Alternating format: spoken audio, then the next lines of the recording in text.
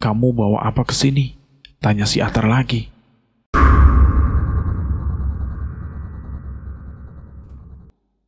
Tapi semua tidak akan baik-baik saja, ucap Kodam itu lagi.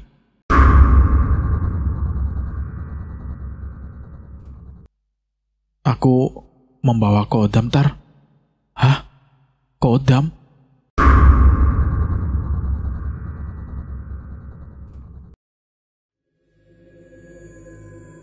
Assalamualaikum warahmatullahi wabarakatuh. Jumpa lagi bareng Bobby di Lentera Hitam.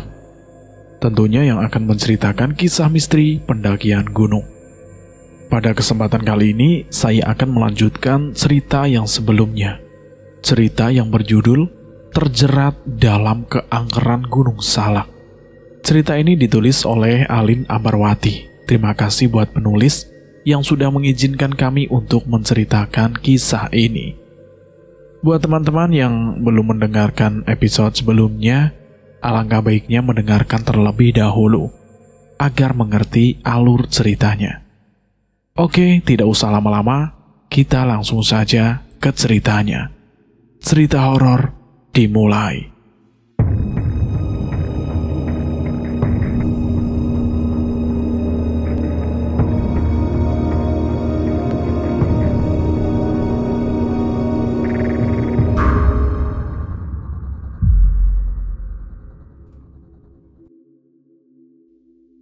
Kami pun beristirahat di tempat semula untuk menunggu perkembangan kesembuhanku. Teman-temanku benar-benar setia kawan dan tidak egois. Mereka benar-benar merawatku dengan sangat baik. Atar pun mendekat ke arahku. Sepertinya dia mulai curiga dengan banyaknya kejanggalan yang terjadi dan menimbaku. Kejadian mistis, gangguan makhluk halus, sampai terjadi insiden kecil yang terus menimpaku. Sepertinya Atar mulai paham bahwa semua ini sumber dariku, sebab makhluk halus yang mengamuk terus memintaku untuk turun pergi dari Gunung Salak ini. Sepengalaman Atar, dia tidak pernah mengalami hal buruk ataupun hal mistis saat mendaki ke Gunung Salak. Meskipun Gunung Salak ini dikenal dengan keangkerannya. Begitupun dengan si Malik saat dulu melakukan pendakian ke Gunung Salak. Dia hanya mengalami kejadian mistis sederhana yang tidak berulang-ulang seperti ini. Namun hal tersebut benar-benar bertolak belakang dengan pendakian kali ini yang terus-menerus mengalami gangguan hingga mengakibatkan rencana pendakian banyak yang meleset waktunya. Sebenarnya apa yang terjadi? Pikirku saat itu. Ia pun kemudian memberanikan diri untuk bertanya kepadaku tentang kebenaran yang mungkin saja erat kaitannya dengan kejadian-kejadian pendaki di Gunung Salak ini. Put, boleh aku tanya sesuatu? Tanya si Atar padaku. Boleh, kenapa emangnya? Pikiranku sudah tidak tenang saat Atar mengatakan kalimat itu dengan wajah yang tidak baik-baik saja. Kamu bawa apa ke sini? Tanya si Atar lagi. Aku tidak bawa apa-apa kok, Tar. Jangan bohong lu. Gak bohong. Aku benar tidak membawa apa-apa kok. Ucapku kepada si Atar. Atau apa sebenarnya tujuan utama kamu mengajak kami semua mendaki? Tanya si Atar tanpa lelah. Aku hanya ingin menghabiskan waktu saja, Tar. Menghabiskan luang bersama kalian semua, tidak lebih. Ucapku kepada si Atar lagi. Meskipun aku mengatakan hal demikian, namun mataku tidak bisa berbohong bahwa apa yang aku ucapkan semuanya itu adalah sebuah kebohongan. Dan Atar peka terhadap hal tersebut. Dia pun terus mencecarku agar aku mau mengatakan yang sebenarnya. Kamu yakin semua omongan kamu itu benar? Tanya si Atar. Saat Atar mengatakan hal itu, semua mata teman-temanku tertuju kepadaku. Aku benar-benar bingung di situ. Sepertinya aku sudah tidak bisa lagi berbohong dengan semua teman-temanku. Namun saat aku ingin mengatakan sebenarnya, hatiku bergejolak, dan tiba-tiba saja Kodam dari dalam diriku ini membisikkan sesuatu. "Jangan beritahu mereka," ucap Kodam di dalam tubuhku itu. Namun aku tidak bisa membohongi mereka terus-menerus, hanya demi kepentinganku semata, ucapku. "Tapi semua tidak akan baik-baik saja," ucap Kodam itu lagi. "Biarkan itu menjadi urusanku." Jangan ucapkan," kata Kodam itu lagi. Aku pun tidak mengindahkan peringatan yang dilontarkan oleh Kodam yang ada di dalam tubuhku itu. Aku pun ingin mengatakan semua kebenarannya kepada mereka. Aku tidak ingin terus-menerus membohongi mereka yang sudah sangat baik kepadaku. Meskipun saat ini tujuan utamaku belum tercapai, namun rasanya aku harus mengatakan semuanya kepada mereka. Jika nantinya mereka marah dan memilih untuk berhenti dari pendakian, maka aku akan bertekad untuk terus melanjutkan perjalananku hingga sampai di puncak Manik. Aku akan tetap melanjutkan rencanaku seperti yang dipintakan oleh si Pak Haji. Aku yang memulai semuanya, aku juga yang harus bisa menyelesaikan semuanya, tanpa harus mengorbankan teman-temanku yang saat ini sedang bersamaku. Tatapan mata mereka terus mengarah kepadaku. Tatapan mata tajam penuh dengan rasa penasaran yang sudah tidak lagi bisa terelakkan. Aku pun tidak mampu lagi untuk berdusta atau hanya diam saja. Aku harus bisa menjelaskan semua detail kisahnya kepada semua teman-temanku. Aku tidak ingin mereka terus-menerus bertanya dan mencecarku tanpa henti. Terutama si Atar. Dia adalah teman yang paling peka dan paling paham dengan teman-temannya tanpa terkecuali. Akhirnya aku putuskan untuk mengatakan sekarang. "Aku membawa Kodam, Tar." "Hah? Kodam?" "Iya, aku bawa Kodam ke sini. Dan tujuan utamaku sebenarnya bukan untuk mendaki, Tar, tapi untuk menyempurnakan ilmu sekaligus melakukan persmedian untuk bisa mengontrol Kodam yang aku miliki ini. Aku minta maaf ya, Tar."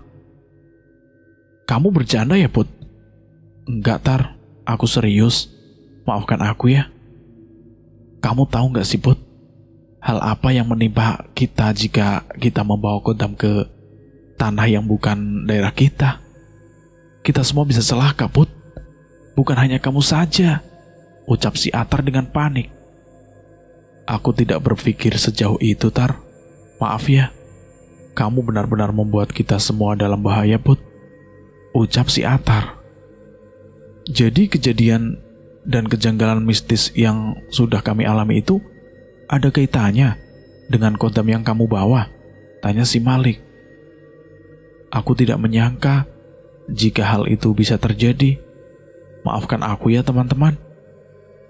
"Oh, jadi ucapan perempuan sebelumnya itu benar ya?" tanya si Miko. "Benar. Aku minta maaf ya, Ko. Aku benar-benar tidak mengucapkan hal lain selain terus-menerus mengucapkan kata maaf kepada semua teman-temanku. Aku benar-benar tidak pernah sangka jika kejadiannya akan sangat panjang. Bahkan hal tersebut juga menyakiti tubuhku sendiri. Kami semua tidak sangka jika kamu sekejam itu, Put," ucap si Atar. "Kamu benar-benar mengorbankan kami, bahkan mengorbankan tubuh kamu sendiri," ucap si Malik. "Bisa tidak kamu buang saja Kodam itu?" ucap Miko menimpali. "Kodam itu sudah melekat di dalam tubuhku. Bagaimana mungkin aku bisa membuangnya? Bahkan aku mengendalikannya saja, aku belum begitu mampu," ucapku kepada teman-teman. "Kalau belum tahu, belum mampu, kenapa kamu nekat mendaki ke tempat angker ini?" tanya si Atar. "Aku hanya mengikuti saran dari tetuaku untuk melakukan persmedian di sini," ucapku kepada si Atar. "Kamu sama saja menyekutukan Allah," ucap si Atar menimpali. Saat Atar mengatakan hal itu, aku hanya bisa terdiam. Aku tidak bisa menjawab apapun, karena aku tidak pernah bermaksud untuk berbuat demikian. Mereka pun semakin naik pitam karena ulahku. "Kita turun saja sekarang," ucap Atar tegas. "Tapi pendakian kita gimana?" tanya si Malik. "Lebih baik kita gagal sampai puncak daripada kita gagal sampai rumah," ucap si Atar dengan tegas. "Aku setuju sama kamu, Tar," ucap si Miko. "Aku sih ngikut suara terbanyak saja," ucap Fajar menimpali. Mereka semua pun bersiap-siap untuk turun ke bawah. Namun aku hanya bisa diam. Aku sudah bertekad untuk terus melanjutkan perjalanan meskipun sendirian. Saat mereka semua akan melangkah pulang, aku tetap diam. Dan Atar pun menegurku kembali. "Kamu mau tetap stay di sini, Put?" "Tinggalkan saja aku di sini, Tar. Ada tujuan yang harus aku tuntaskan." "Kamu jangan ngaco, Put. Kamu mau pulang tinggal nama? Hah?" tanya si Atar padaku. "Aku tidak bisa," ucapku pada si Atar lagi. Atar pun menghela nafas panjang.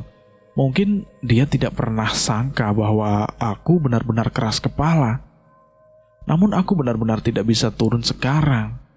Sebab jika aku turun, maka semuanya akan sia-sia. Dan aku tidak ingin menyia-nyiakan waktu dan tenagaku yang sudah aku habiskan dalam pendakian ini. Aku ingin semuanya tuntas dan aku pulang dengan kebahagiaan. Meskipun semua teman-temanku marah kepadaku, namun aku tidak begitu memikirkan hal itu. Aku bahagia bisa melakukan pendakian ini bersama mereka. Namun aku juga harus bisa mengutamakan tujuan utamaku datang ke Gunung Salak ini. Atar pun marah karena sikapku yang benar-benar tidak memperdulikan keselamatanku. Namun aku benar-benar belum bisa ikut bersama teman-temanku. Untuk turun, aku harus menuntaskan semua urusanku terlebih dahulu di sini. "Kalau kamu tetap ingin di sini, ya sudahlah, Put. Kami harus turun," ucap si Atar. "Jaga diri kamu baik-baik ya," ucap si Malik. "Aku berikan nomor ranger yang bertugas di pos awal pendakian ya. Barangkali ada hal buruk terjadi. Semoga tidak ada," ucap si Miko kepadaku. "Turun saja yuk, Put," ucap si Fajar. "Aku tidak bisa, Jar." Aku pun kemudian melanjutkan perjalanan selanjutnya tanpa melihat semua teman-temanku. Meskipun aku merasakan perasaan sedih, namun aku harus bisa menepisnya. Aku yakin kodam yang ada di dalam tubuhku itu akan selalu menjagaku dari mara bahaya. Dan aku tidak boleh takut akan apapun. Aku tidak sendirian. Di sisi lain, semua teman-temanku pun akhirnya turun ke bawah untuk kembali pulang. "Kita beneran turun?" tanya si Fajar. "Kita harus ambil pilihan itu agar kita semua tidak celaka. Kamu lihat kaki Malik. Siapa yang tahu kalau kejadian yang menimpa si Malik ada kaitannya dengan kodam milik si Putra?" ucap si Atar. "Setauku, jin yang ada di gunung kerap kali berontak dengan jin luar yang dibawa oleh manusia ke gunung ini. Apalagi jika jin tersebut berupa kodam, pasti akan terjadi gesekan hebat. Dan itu semua di luar kendali kita," ucap si Malik menimpali. "Ya udah, lebih baik kita turun saja. Kita bisa menunggu Putra di pos pendakian awal untuk memastikan kalau dia bisa turun dalam kondisi baik-baik saja," ucap si Atar. "Jadi meskipun kita turun ke bawah, tapi kita nggak langsung pulang ke rumah?" tanya si Fajar.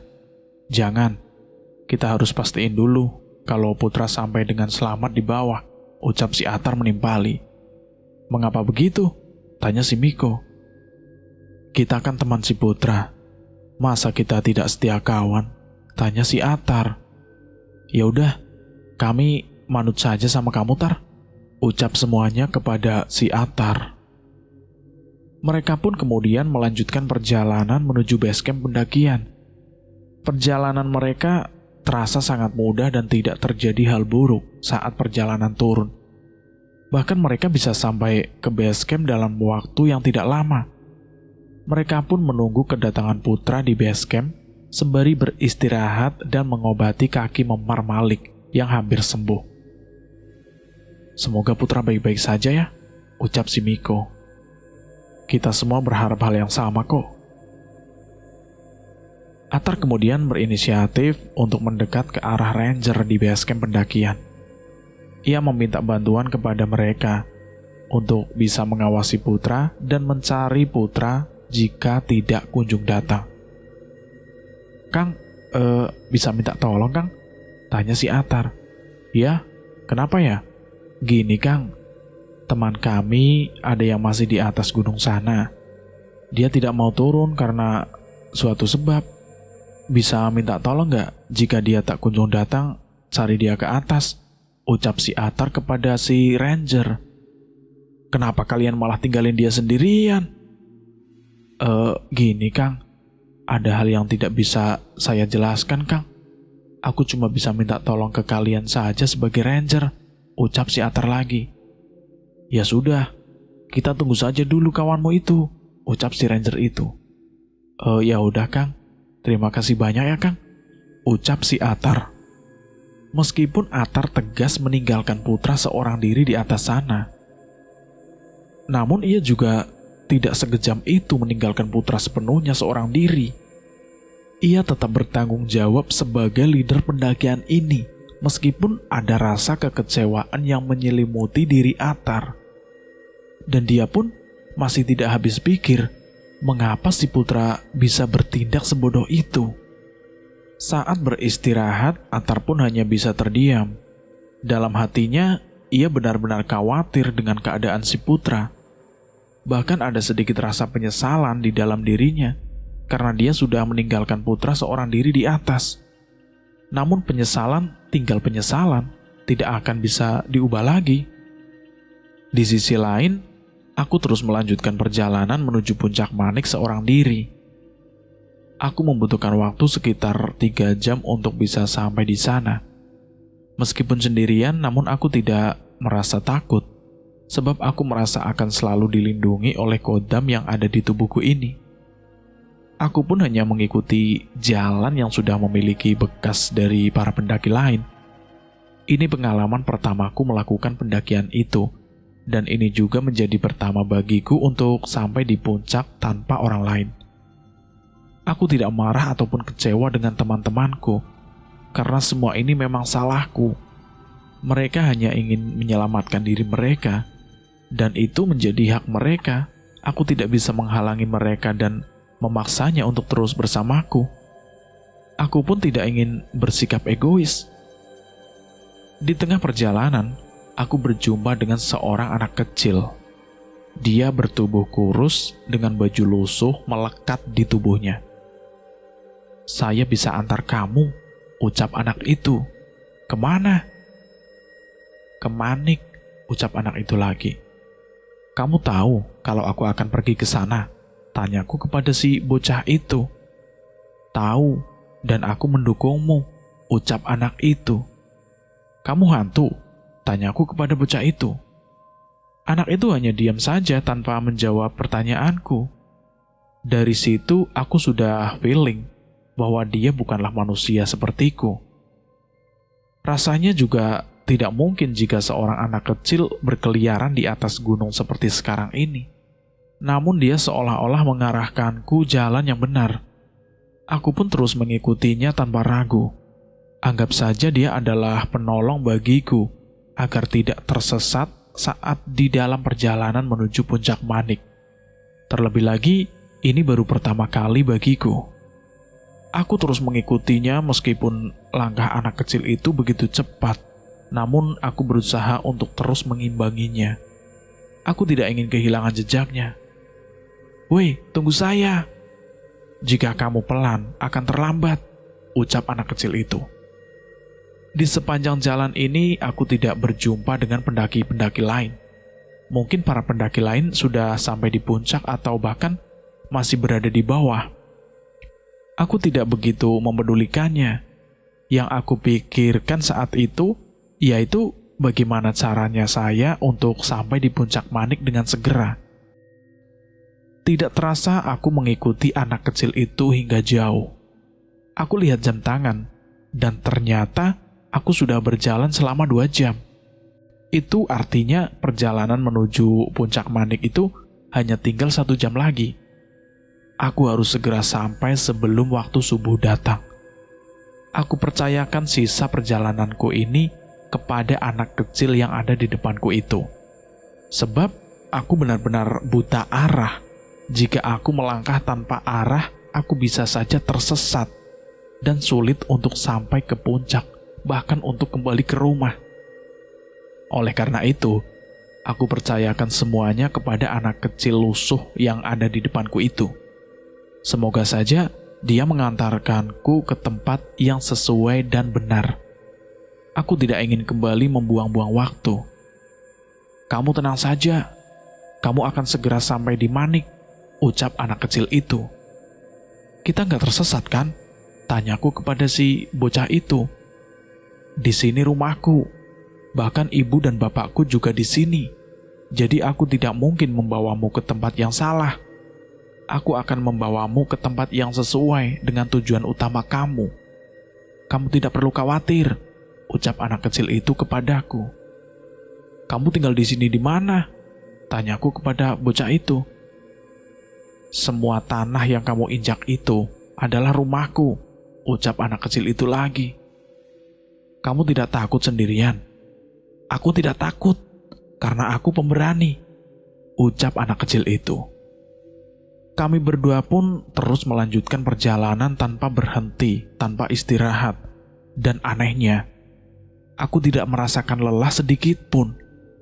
Aku bahagia dengan perjalanan ini. Mungkin karena aku hampir sampai di tujuanku. Aku sudah tidak sabar. Aku harus segera sampai di puncak manik Gunung Salak ini. Aku sudah tidak berpikiran lagi tentang asal-usul anak yang saat ini bersamaku. Bahkan, aku sudah tidak peduli apakah dia manusia atau jelmaan setan.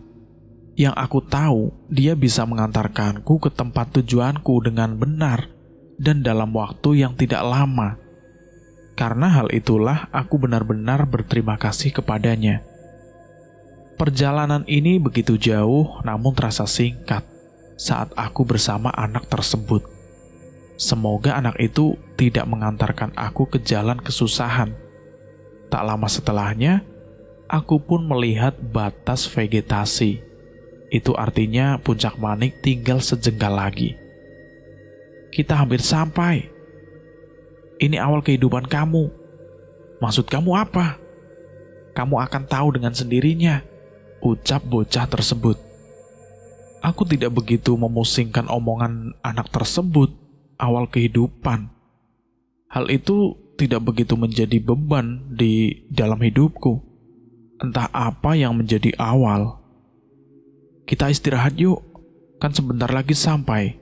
Sekarang aku merasa lelah," ucapku kepada bocah itu.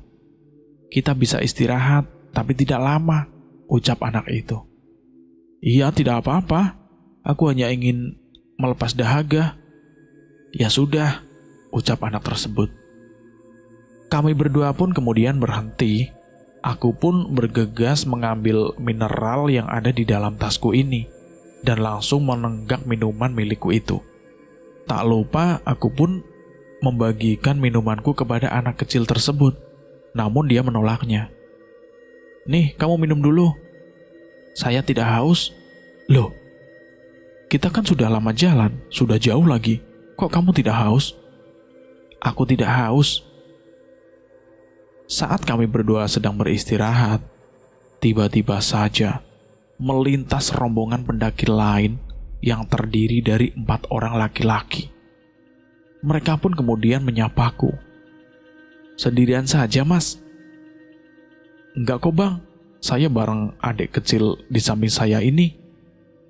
"Adik kecil? Adik kecil yang mana, Bang? Kami gak ngelihat siapapun," ucap pendaki itu. "Ada kok, Bang." Para pendaki itu merasa aneh dengan pertanyaanku tentang keberadaan anak kecil yang menemaniku pendakian ini.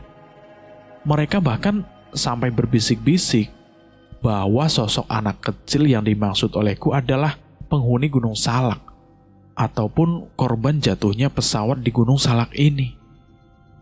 "Bang, hati-hati ya bang, di sini angker," ucap para pendaki. "Iya bang, aman, tenang saja." Mereka pun kemudian melanjutkan perjalanan dan meninggalkanku seorang diri. Meskipun sudah melewatiku, desas-desus tentang pernyataanku masih dilontarkan oleh mereka. Aku pun menjadi sedikit takut dengan kehadiran anak kecil di sampingku itu. Meskipun sebenarnya aku bersikap acuh tak acuh dengan keberadaan dia. Karena dia pula yang sudah menolongku. Namun setelah para pendaki itu mewanti-wantiku untuk berhati-hati, muncul rasa takut dalam benakku.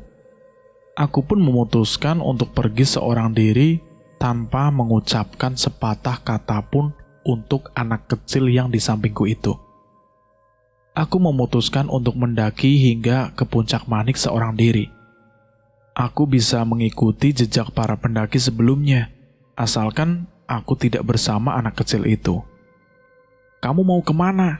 tanya anak kecil itu. Aku tidak menjawab omongan anak kecil itu dan melanjutkan perjalanan dengan mempercepat langkahku. Anehnya, anak itu terus-menerus bisa mendahului. Entah bagaimana caranya. Dan sekarang dia bukan lagi mengantarkan perjalananku, melainkan terus mengganggu perjalananku dengan terus-menerus mengagetkanku. Di situ aku benar-benar merasa terganggu. Hingga akhirnya aku pun naik pitam. "Mau apa sih kamu?" "Mau kamu," ucap anak kecil itu. "Biarkan aku pergi." "Tidak bisa, kamu harus bersamaku," ucap anak kecil itu lagi. Aku pun hanya terdiam sembari memejamkan mataku, guna meminta bantuan kepada kodam yang ada di dalam tubuhku, untuk mengusir anak kecil yang terus-menerus menggangguku itu. Cerita ini pun bersambung sampai di sini. Dan saya akan melanjutkan cerita ini di episode berikutnya. Terima kasih buat teman-teman yang sudah mendengarkan cerita ini. Buat teman-teman yang belum mendengarkan episode sebelumnya, alangkah baiknya mendengarkan terlebih dahulu agar mengerti alur ceritanya. Terima kasih juga buat penulis yang sudah mengizinkan kami untuk menceritakan kisah ini. Terima kasih buat teman-teman semua. Semoga sehat selalu, sukses selalu, dan selalu panjang umur, selalu dimudahkan segala urusannya. Terima kasih dari saya. Mohon maaf jika ada kesalahan kata, dan saya pamit undur diri. Akhir kata, wassalamualaikum warahmatullahi wabarakatuh. Salam horor.